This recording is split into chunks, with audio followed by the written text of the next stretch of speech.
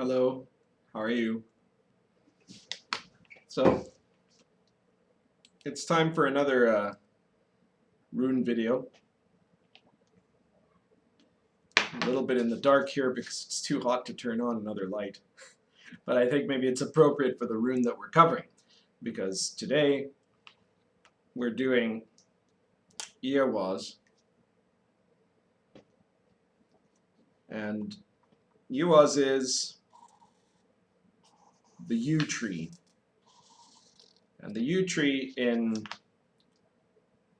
the tradition, the ancient tradition of the Northern European pagans, was the symbol of death.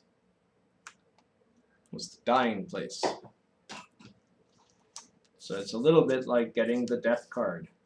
This is Eihwaz here, and you can see that it has this angle that comes in, then the straight line going up, and then another angle coming out, right?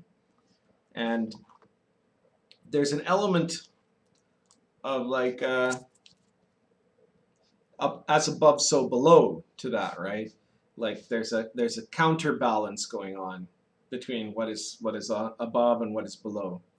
They're a reflection of each other, and this is the rune that's associated not just with death, but also with a lot of the things to do with the invisible spiritual world, you could say, right? The underworld, the world of the psychopomp, the world of the shaman, you could call it. Some people have commented that Eihwaz is supposed to represent Yggdrasil, the tree of life. Now, traditionally, Yggdrasil is not a yew tree; it's an ash tree.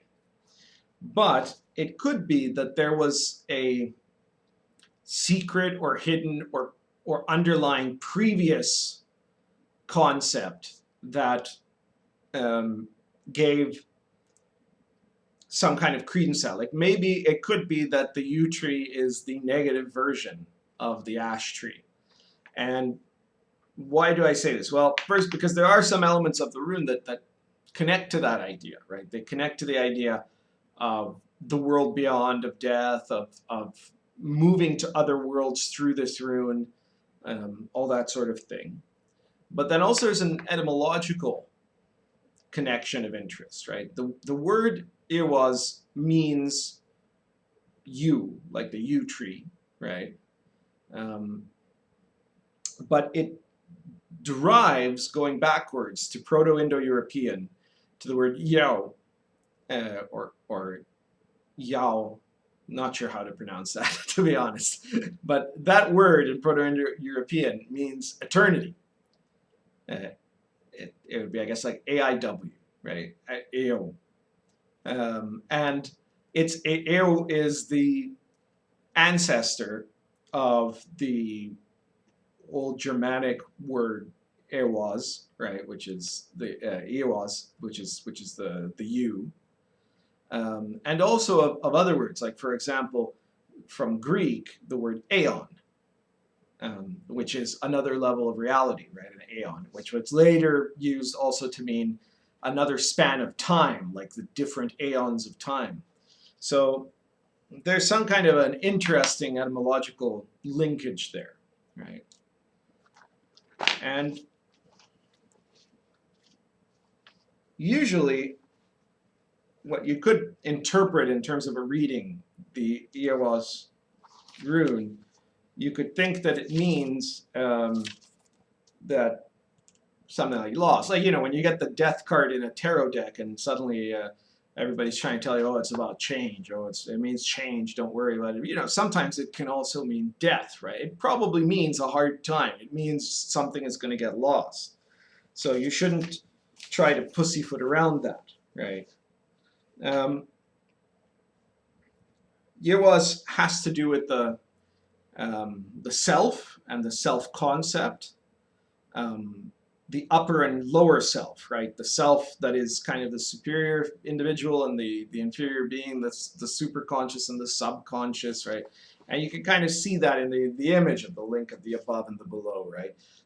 Somebody once commented that this even looks like it could be the spinal column, right? That I think is a very modern interpretation of it, but I think it's not an invalid one necessarily, right? Eihwaz is about that kind of necromancy of seeking out eternity, of seeking out death, of overcoming death, of experiencing these things while in life. Magically, this rune can be used to obtain visions of the other levels of reality, right? The higher and the lower in both directions, because that's always been the, in the more primitive a culture is, or the more, basic a culture is, the more tied it is to its shamanic roots. And in the roots of shamanism, the fundamental formula of the shaman's journey is this, right? He begins on earth, and then he goes under the earth. He enters through a cave or something, or into the roots of a giant tree, or something like that.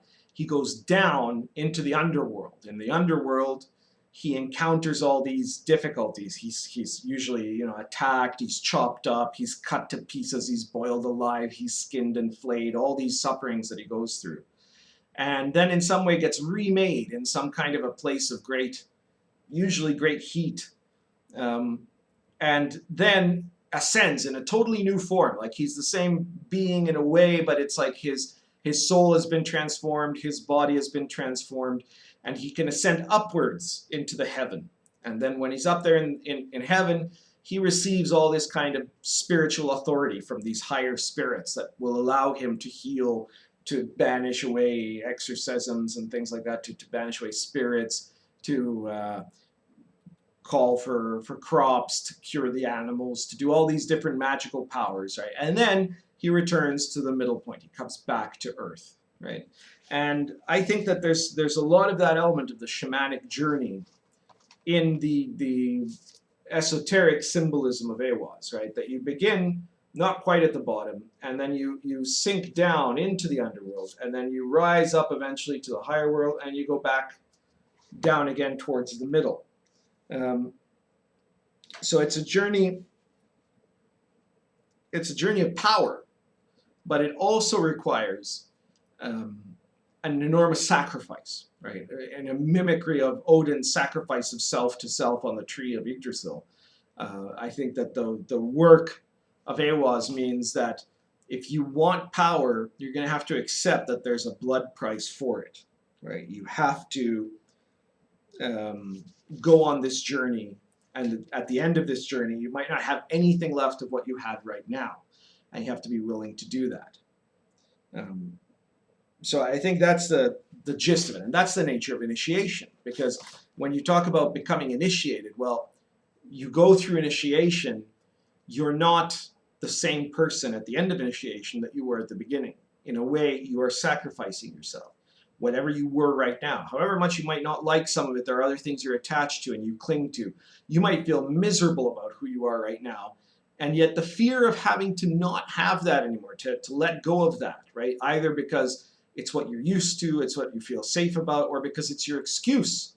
Because then you don't have to, you don't have to do other things. You might have to work as hard. If you can just say, oh, well, but I'm miserable and things are awful, so I can't do it. Right? Whatever the reason, people cling to what they are right now. And initiation is something that requires this huge let go of a big portion of what you are right now. And then, adulthood, what you could call, becoming someone who has realized the superior individual is an even bigger sacrifice of who you are right now, because there's a whole bunch of things that you thought, oh, this is what I am, and suddenly you have to let that person who that was die. And enlightenment is where you let all of it die, right? Where there is nothing left of what was there before that is in the same way. There might be the facade of it, but it's not there the way it used to be. So Eihwaz reveals a very powerful truth, which is that there's a level of death that must come out of any attempt to generate power, to generate transformation. That death doesn't have to mean literal death, it doesn't have to mean literal blood, but it means that there's always something that has to end for there to be room for something new to grow. I think that's everything for today. And if you like this video, please feel free to share it. Please subscribe if you like to this rune playlist on YouTube. And check out also the Eihwaz Society, which is where I'm doing my current teaching right now. Thank you very much.